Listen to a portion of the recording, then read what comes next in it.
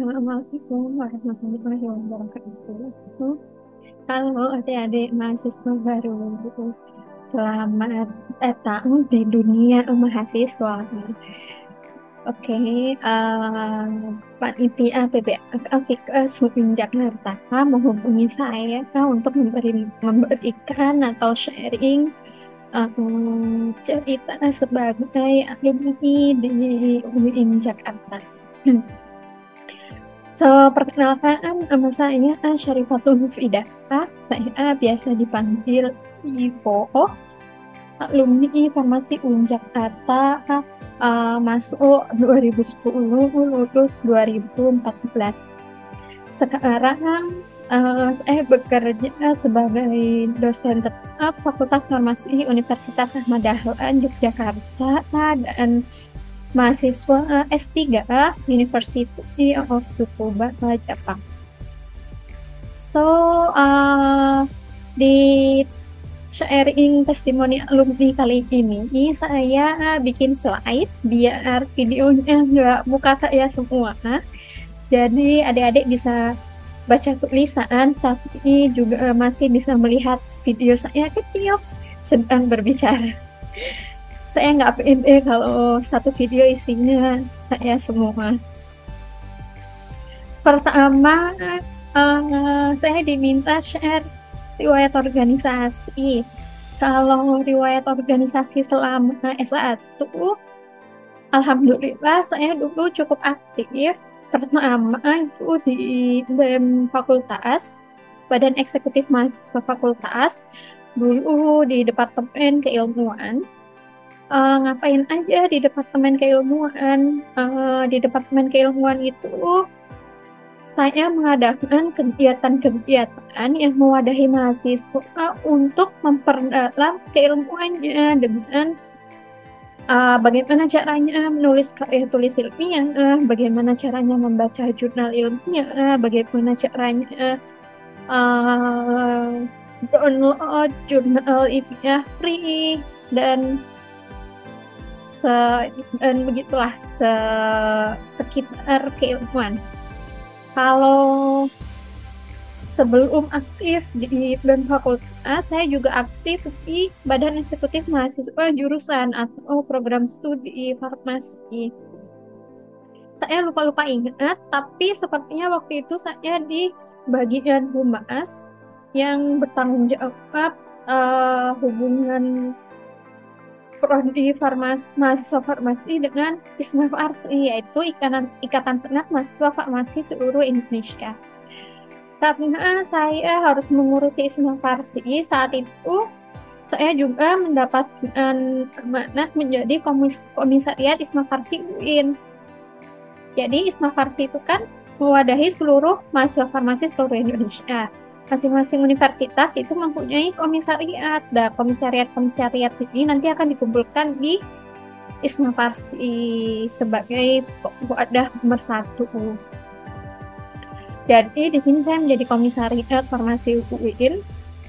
Jadi waktu jadi komisariat ISMA Farsi itu saya sempat ke Universitas Hasanuddin Makassar, kemudian sempat ke Universitas Andalas juga, keliling beberapa universitas. Tentunya udah pernah ke Universitas Indonesia, Universitas Pancasila, yang deket-deket pasti udah pernah, tapi juga sempat yang agak jauh. Selain itu, karena saya suka menulis, saya berpartisipasi di forum lingkungan pena Ciputat atau FLP Ciputat Tangerang. Dan saya juga aktif mengikuti lomba karya tulis regional maupun nasional. Waktu itu dibimbing dosen farmasi. Kemudian saya juga aktif di BIMFI, yaitu Berkala Ilmiah Mahasiswa Farmasi Indonesia di bawah Kementerian Pendidikan.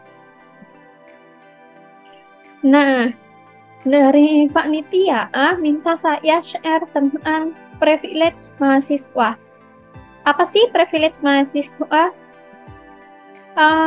Kalau saya ingat-ingat, menjadi mahasiswa itu fase yang paling enak, fase yang paling tak terlupakan. Jadi mahasiswa itu fase paling bebas melakukan eksplorasi. Eksplorasi apa sih? Misal, kita mau menjadi seseorang yang aktif di organisasi. Oke, kita ikut organisasi. Organisasi yang seperti apa? Ada yang aktif di organisasi sosial, ada yang aktif di organisasi keilmuan seperti saya, ada yang aktif di organisasi kepenulisan karena dia suka menulis, ada yang aktif di kegiatan advokasi untuk menyampaikan opini mahasiswa. Jadi fase paling enak deh mahasiswa itu karena kita bebas sekali untuk berekspresi. Dan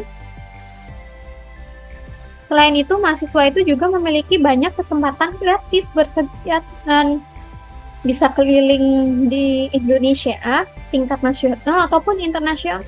Jadi, ketika menjadi mahasiswa itu, kita harus melebarkan sayap aktivitas kita. Nggak cuma teman-teman satu kampus doang, tapi kita juga main nih sama teman-teman kampus yang lain. Kita juga kenalan sama teman-teman sejurusan se-Indonesia, itu akan lebih baik. Jadi kita tahu nih banyak-banyak informasi. Tapi sekarang kan internet udah sangat canggih ya. Kita klik informasinya, kita mau informasi apa, semua informasi langsung bisa kita dapatkan. Jadi jangan sampai ketinggalan informasi. Kita harus aktif mencari informasi dan menemukan kesempatan-kesempatan bagus yang bisa kita lakukan ketika kita menjadi mahasiswa. Kemudian mahasiswa itu fase paling bebas menyampaikan pendapat. Itulah kenapa mahasiswa itu terkenal ya dari tahun yang dulu untuk menyampaikan opini-opini, menggerakkan opini-opini yang sedang menjadi isu terkini. Jadi ketika kita menjadi mahasiswa kesehatan, misal kita fokus ke opini-opini atau masalah-masalah yang ada di masyarakat. Contoh, mahasiswa farmasi fokus ke gimana nih caranya untuk mengatasi resistensi antibiotik yang terjadi di masyarakat Indonesia, karena resistensi antibiotik makin meningkat tiap tahunnya. Untuk mahasiswa kesehatan lain mungkin bisa fokus di masalah masyarakat tentang bagaimana kita meningkatkan kehidupan atau angka kelahiran ibu dan bayi, maksudnya menurunkan kematian kelahiran ibu, menurunkan kematian ibu saat melahirkan. Itu menjadi fokus kita. Jadi kita fokus ke isu-isu kesehatan, kemudian memberikan opini kita. Apakah hanya isu kesehatan? Enggak, kita bisa fokus juga di opini-opini lainnya gitu. Kita nggak terikat dengan pekerjaan, jadi kita nggak dibatasi untuk memberikan opini kita. Kita hanya diikat oleh etika dan hukum. Jadi kita bisa menyampaikan opini-opini itu gitu. Tapi tetap harus dengan tanda kutip ya, ada limitasi-limitasi yang harus kita ketahui untuk menyampaikan pendapat itu. Kemudian apalagi mahasiswa itu fase paling enak deh untuk belajar suatu hal baru. Itu yang benar-benar saya rasakan ketika menjadi mahasiswa sama ketika di tempat kerja. Di tempat kerja itu kita udah nggak bisa lagi belajar hal baru. Kita sudah diminta untuk bertanggung jawab terhadap apa yang kita lakukan. Tapi ketika menjadi mahasiswa, itu kita benar-benar dibebaskan untuk belajar hal baru ya. Dari mulai S1, kita mempelajari basic keilmuan dan mulai menjurus dengan semakin meningkatnya semester. Itu kalau misalkan kita mempunyai kecintaan terhadap keilmuan sangat tinggi, kita belajar sesuatu hal yang baru itu akan sangat enjoy, kita menikmatinya. Oh ternyata, misalnya untuk mahasiswa farmasi, oh ternyata obat yang kita minum itu proses pembuatannya sangat panjang. Kita harus menemukan obatnya dulu, kemudian bagaimana sintesis obatnya, kemudian bagaimana formulasinya di industri farmasi, bagaimana dia memiliki absorpsi yang bagus di dalam tubuh sehingga memberikan efikasi, dan bagaimana safety-nya obat itu. Jadi panjang ceritanya, dan ilmu ini yang nantinya akan kita aplikasikan. Ketika mempelajari itu hal yang sangat menarik. Oh ternyata sedetail itu ya, oh ternyata serumit itu ya, gitu. Kemudian di tingkat profesi, di sini ada nggak ya mahasiswa profesi? Di tingkat profesi itu kita mempelajari keilmuan. Jadi tadi kan kita udah mempelajari basic ilmunya. Basic ilmunya ini farmakologi, kemudian farmakokinetik. Itu gimana sih cara aplikasinya? Jadi kita tahu, misalkan kita praktek sebagai apoteker di apotek. kita langsung dihadapkan pada sebuah medikasi obat. Pasien datang nanya ke apotek, ibu saya pusing, ibu anak saya sakit perut. Kita langsung harus menjawab saat itu juga dengan basic keilmuan kita, kira-kira dia ada tanda bahaya nggak ya? Kira-kira ini bisa diobati dengan obat bebas nggak ya? Gitu. Jadi kita punya wawasan untuk melakukan itu gitu. Kemudian beda lagi ketika kita praktek di rumah sakit. Ketika di rumah sakit kita sudah dihadapkan dengan kasus-kasus pasien yang sangat rumit. Ada kanker, ada resistensi antibiotik, ada gagal ginjal.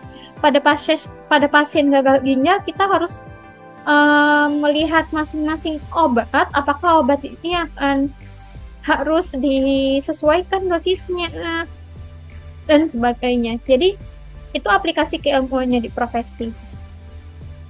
Pokoknya masa mahasiswa ini masa-masa kita mencintai, masa-masa kita berjuang untuk mencintai ilmu yang kita pelajari dan mengaplikasikan ilmu tersebut. Jadi kita harus enjoy. Kemudian nanti setelah S1 profesi, misal ada teman-teman atau adik-adik di sini yang mau lanjut S2, itu kemampuan analisanya diperdalam dan dipertajam. Tadinya kan kita udah tahu nih ada ilmu ini, ilmu A, B, C, D, E. Gimana nih cara nyambungin ilmu satu dan lainnya. Kemudian dianalisis kalau misalkan ada masalah. Jadi kecintaan kita terhadap ilmu makin diperdalam lagi di S2, sehingga nanti ketika di S3 kita dididik untuk mencetuskan ide, dan kita udah ahli kalau ada masalah. Oh ini nanti begini, oh ini nanti begini. Itu kita dilatih waktu S3. Sehingga dari cerita saya ini tadi, saya ingin highlight mahasiswa itu merupakan kesempatan emas, khususnya S1. S1 itu kan tangga pertama kita di pendidikan tinggi, dan itu kan lumayan ya 4 tahun. Mungkin sekarang banyak yang menyelesaikan lebih cepat 3,5 tahun. Itu harus dimanfaatkan dengan baik dan tidak boleh terlena dengan lamanya masa studi.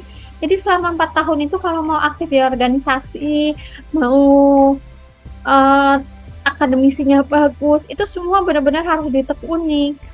Masing-masing dari kita harus membangun profil diri kita selama 4 tahun ini.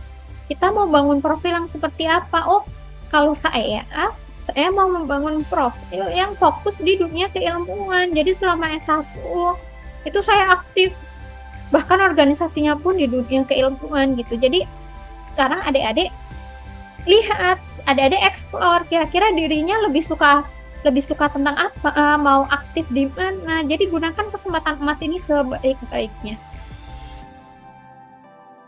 Kemudian riwayat organisasi selama S2 dan S3. Saya S2 dengan beasiswa INPEX, full scholarship termasuk uang saku. Saya aktif di Forum Komunitas Muslim Indonesia Suku Barat atau FKMITE.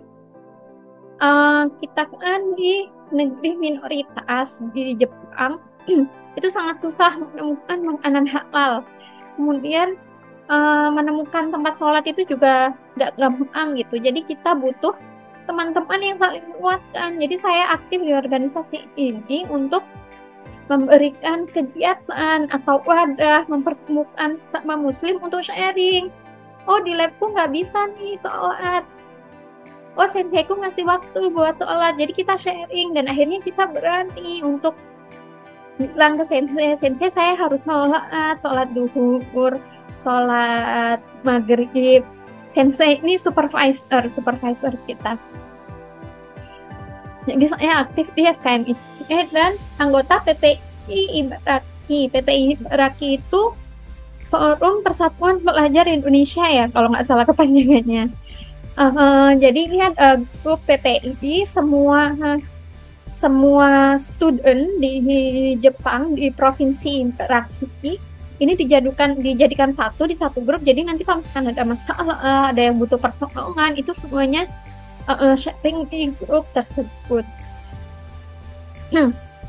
Selama S2 saya pernah conference di Bali dan di Inggris atau Yunani. Oke, itu saya juga sempat sekalian jalan-jalan ke Songdo ini. Jadi eh, ketika menjadi mahasiswa itu kan kesempatan emas. Nah, misalkan kita kalau misalkan dapat beasiswa kita manfaatkan dengan baik. Jadi bonusnya itu insya Allah kita dapat. Bonusnya itu apa? Kita dapat ilmu, kita dapat networking, kemudian kita juga bisa jalan-jalan gitu ya. Jadi manfaatkan benar kesempatan jadi mahasiswa gitu. Kalau misalkan mau keliling dunia, silahkan gitu. Selama kita menjadi mahasiswa, insya Allah itu akan lebih mudah daripada ketika saat kita sedang bekerja. Nah, ini nggak promosi ya, tapi setelah lulus S2 dan sebelum S3, saya sempat menulis buku pengalaman saya ketika mengenyam S2, yaitu buku berjudul Tokyo dan Tsukuba. Ini saya tulis berdua dengan senior saya kuliah di Tokyo Agricultural University, kemudian saya di University of Tsukuba. Kita sering ketemu setiap bulan untuk informasi beasiswa. Terus kita sharing di buku ini tentang pengalaman kita mencari beasiswa. Dan untuk mencari beasiswa itu juga kita nggak bisa persiapannya dalam 1 atau 2 bulan gitu, karena waktu beasiswa itu kan kita butuh submit CV, submit profil. Nah, ketika kita submit CV atau submit profil itu adalah rentetan dari cerita kita selama S1 gitu. Jadi kalau misalkan adik-adik di sini ada yang mau lanjut S2, ada yang mau menjadi akademisi atau peneliti gitu, harus disusun langkah-langkahnya mulai sekarang. Saya juga diminta share tentang riwayat pekerjaan waktu lulus S1, bahkan saat melakukan penelitian skripsi, saya menjadi asisten peneliti dosen farmasi waktu itu, dan supervisor saya, dosen farmasi saya selama S1 ini adalah inspirasi saya sampai saya bisa ada di titik ini. Jadi beliau itu sangat mencintai ilmu gitu. Saya terinspirasi sama beliau untuk lanjut S2 di Jepang, walaupun halangannya ada waktu itu sebelum lanjut S2 di Jepang. Alhamdulillah akhirnya bisa mengikuti langkah beliau lanjut S2 di Jepang gitu. Kemudian setelah lulus S1, saya lanjut profesi apoteker di Universitas Surabaya.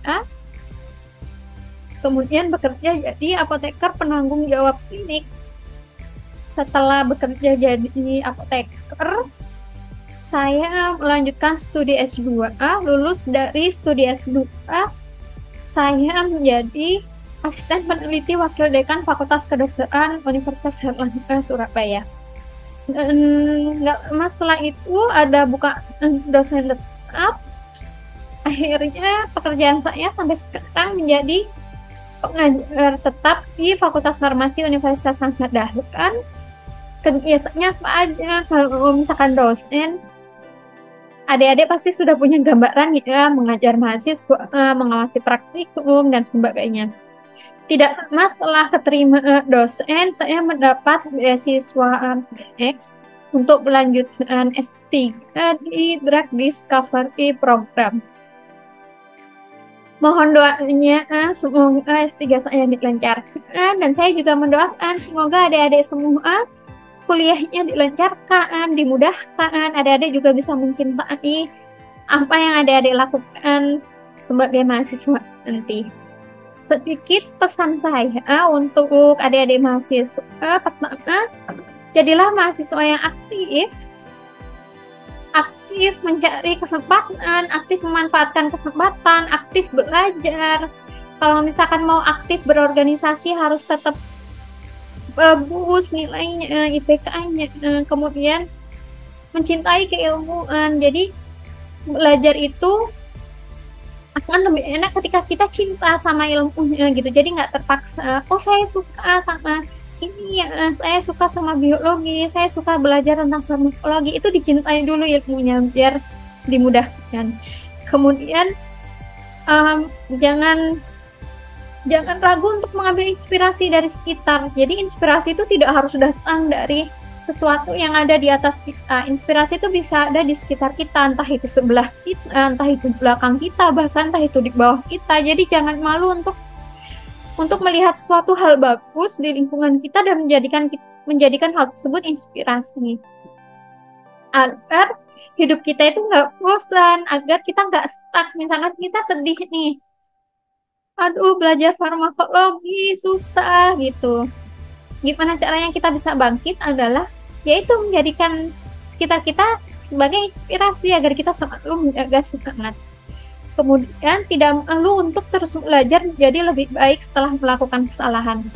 Mahasiswa itu masa di mana kita boleh melakukan kesalahan, tapi tidak untuk diulangi lagi. Setelah melakukan kesalahan itu, kita harus bertekad untuk belajar menjadi lebih baik gitu. Kalau kita kerja kemudian kita melakukan kesalahan, habis kita dimarahin habis-habisan, kok bisa bla bla bla bla bla. Tapi ketika kita mahasiswa, kita melakukan kesalahan, asal kesalahannya itu kayak mecahin gelas, atau misalkan ketika praktikum, atau misalkan salah konsentrasi, atau apapun itu yang masih dalam hal kesalahan yang tidak fatal ya. Itu yang penting kita bertekad untuk, oh nanti saya harus lebih hati-hati ketika praktikum. Oh nanti saya harus lebih hati-hati ketika berhitung konsentrasi gitu. Jadi kita harus terus bertekad untuk belajar menjadi lebih baik. Dan terakhir pesan saya, perkembangan keilmuan itu semakin luas. Karena kita lulusan UIN, maka jadikan agama sebagai tiang dan bingkai sehingga ilmu kita tidak bablas dari norma agama. Kenapa saya beri pesan ini? Saya 2 kali ikut seminar tentang stem cell. Jadi stem cell ini akan ditaruh, diletakkan di babi. Kemudian babi ini bisa tumbuh sampai organ-organnya matang. Nanti organ jantungnya diambil lalu ditransplantasikan ke manusia. Karena banyak sekali pasien-pasien yang membutuhkan transplantasi jantung, tapi donornya sangat terbatas. Jadi ilmuwan berpikir bahwa ini akan menjadi solusi gitu. Itu secara keilmuan sangat canggih, luar biasa. Saya baru tahu detailnya, penelitiannya sudah sejauh mana ketika researchernya presentasi. Tapi kemudian saya mikir, kenapa babi gitu? Tapi walaupun bukan babi, kalau misalkan itu jantungnya hewan, transplantasi lalu gimana hukumnya gitu kan. Jadi selain kita juga belajar ilmu kesehatan, kita juga harus memperdalam ilmu agama kita agar ketika kita tahu nanti melangkah ke depan, ilmu itu akan terus berkembang dan akan semakin luas dan kita nggak bablas dari norma-norma agama yang seharusnya. Jadi itulah salah satu kelebihan kita sebagai alumni UIN. Dan terakhir, itu saja dari saya. Semoga testimoni dan sharing kali ini bisa menjadi inspirasi, bisa menjadi semangat, bisa menjadi motivasi untuk adik-adik mahasiswa baru. Adik-adik mahasiswa baru, semangat kuliahnya, jangan menyerah. Kalau misalkan nanti ada susah-susah di depan, saling menguatkan satu sama lain ya teman-teman seangkatan. Dan ingatlah, keilmuan kesehatan membutuhkan kalian di masa depan. Itu saja, terima kasih. Wassalamualaikum warahmatullahi wabarakatuh.